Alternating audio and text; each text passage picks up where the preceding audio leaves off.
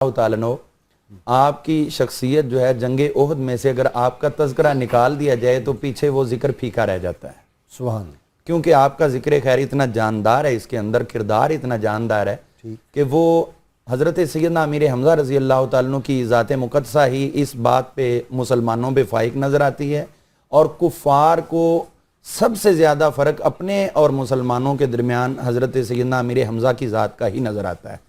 اسی لیے انہوں نے فوکسنگ ساری کی ساری حضرت امیر حمزہ رضی اللہ تعالیٰ عنہ کی ذات پہ کی ہوئی تھی. یہ بدر میں وہ جو 31 جہنم رسید کیے تھے, بالکل, اور بڑے بڑے سرداروں کو جہنم رسید کیا تھا, اس کی ان کو بدلہ لینے کے لیے جی اسی وجہ سے.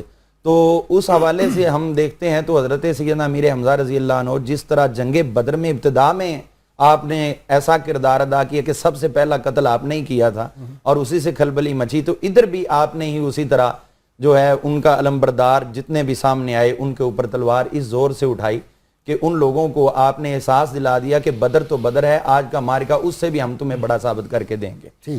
تو اس حوالے سے ابھی آپ نے 3 افراد کو قتل کیا ہے, تو ان 3 افراد میں سے جو پہلا ان کا علمبردار ہے وہ خود آپ کو چیلنج کر رہا ہے, اور اس سے یہ نظر آتا ہے کہ وہ بھی تیاری کر کے آئے تھے کہ آج امیر حمزہ سے لڑائی لڑنی, کسی اور کو مد مقابل نہیں سمجھنا. تو آپ نے بلکہ یہ بات درست ہوگی اگر میں کہوں کہ 1 برس سے یہ تیاری ہو رہی تھی.